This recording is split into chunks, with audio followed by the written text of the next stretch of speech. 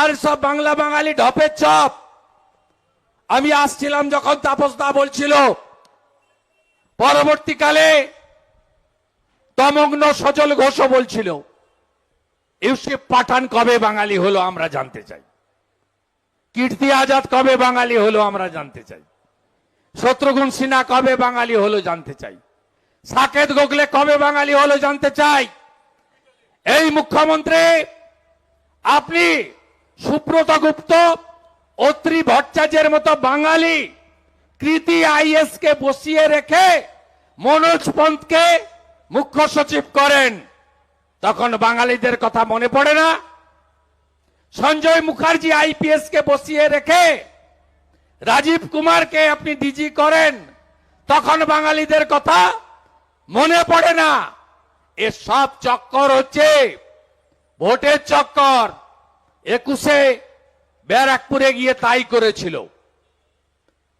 এ হিন্দুদের কাছে এসে বলে হিন্দি স্পিকিং ভারত হিন্দু, বাংলা বলা হিন্দু। এ কখনো মুসলিমদের কাছে গিয়ে বলে না যে তুমি উর্দু স্পিকিং মুসলিম, তুমি বাংলা স্পিকিং মুসলিম। মমতা ব্যানার্জি জেনে রাখুন, 90% মুসলমান পশ্চিম বাংলার বাঙালি মুসলমান। আর আপনি রেড রোডে ঈদের দিন গিয়ে ওইসব উল্টা পাল্টাই হিন্দি উর্দু তার মাথার ঠিক নিয়ে সব ভাষণ করেন। আপনি একবারও বাংলা বলেন না। বড় বড় কথা, চক্করটা একটাই, ভাগ করো। এই জন্য তো পশ্চিমবঙ্গে খুব প্রয়োজন যোগী আদিত্যনাথের স্লোগান বাটেঙ্গে তো কাটেঙ্গে। বাঁটনা মত, ব্রাহ্মণ ক্ষত্রিয় বৈশ্য সূত্র ভাগ হবেন না। সঙ্গে তো রাষ্ট্রবাদী মুসলিমরা আছে, ওখানে দেখছিলাম কয়েকজন বসে আছেন, মঞ্চেও দু একজন আছেন, সংখ্যায় কম, থাকুন না সঙ্গে, নো প্রবলেম। আমাকে ভুল বুঝবেন না, আমি কোথাও বলিনি মুসলিমদের ভোট চাই না, আমি বলেছি পাই না। এটা কঠিন সত্যি, কঠিন সত্যি। আমাদেরকে ওই এলাকায় ঢুকতে দেওয়া হয় না।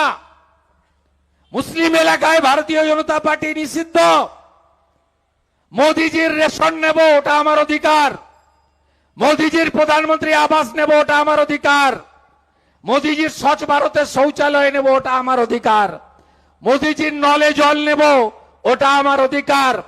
কোভিডের ভ্যাকসিনটা নেব, দুটোর বদলে 3টে নেব, ওটা আমার অধিকার। জনধন যোজনার সুযোগ নেব, ওটা আমার অধিকার। কিন্তু ভোট এলে বলবো এই বিজেপি হিন্দুদের পার্টি, জয় শ্রীরামের পার্টি। সেই কারণে আমি বরাবর বলি যে জাত পাত পথ মত থাকবে, অস্বীকার আমি করব না। কেউ রামকৃষ্ণ মঠ মিশন করুন, কেউ ভারত সেবাশ্রম করুন, কেউ ইস্কন করুন, আপনারা করুন না। ঠাকুর অনুকূল চন্দ্র করুন, বাবা লোকনাথ ব্রহ্মচারী করুন, যা খুশি করুন। ভারতবর্ষের সংবিধান আপনাকে স্বাধীনতা দিয়েছে, কিন্তু at the end of the day আপনাকে ভাগ হওয়া চলবে না। যোগীজি হরিয়ানায় বলেছিল বাঁটনা মত, বাটেঙ্গে তো কাটেঙ্গে। নরেন্দ্র মোদীজি মহারাষ্ট্রে গিয়ে বলেছে बांटेंगे तो निर्ममता का सहित काटेंगे, जैसे औरंगजेब ने काटा था। দেখেছেন হরিয়ানা, দিল্লি, মহারাষ্ট্রে ঐক্যবদ্ধ হয়ে ভোট করেছে। যারা ভোট দিতে আসে না তারা ভোট দিতে এসেছে। মহারাষ্ট্রে 19-এ 61% ভোট পড়েছিল, এবারে 66% ভোট পড়েছে।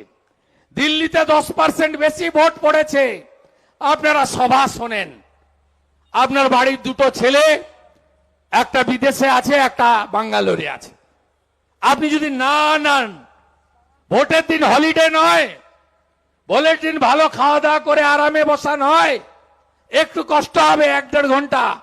একদম সকাল সকাল বেরিয়ে আপনাদের ভোট দিতে হবে। পশ্চিমবাংলায় মুসলিম ভোটের পোলিং 100-র মধ্যে 91% লাস্ট লোকসভাতে, হিন্দু ভোটে পোলিং 100-র মধ্যে 68%।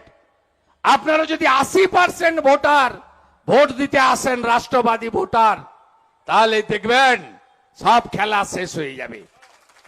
এত চুরি চামারি ছাপ্পা আপনি জানেন, লোকসভাতে 7 দফাতে 5000 করে ক্যামেরা বন্ধ রাখা ছিল। সোদপুরের একটা ছেলেকে আরিজ আফতাবকে ক্যামেরা টেন্ডার দিয়েছিল। এদের নেক্সাস আপনি জানেন না, এরা জেতে না কোনো ভোটে। এরা ভোটে তন্ত্রকে ব্যবহার করে জেতে, কখনো ভোটের দিন, কখনো গণনার দিন।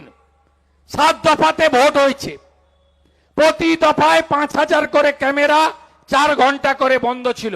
সকাল 8টা থেকে 10টা, বিকেল 4টে থেকে 6টা।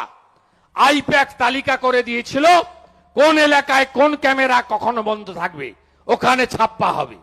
আমার কাছে ডকুমেন্ট আছে বন্ধু, সঠিক সময় বের করে দেব, তথ্য আছে। আমাদের ভিডিও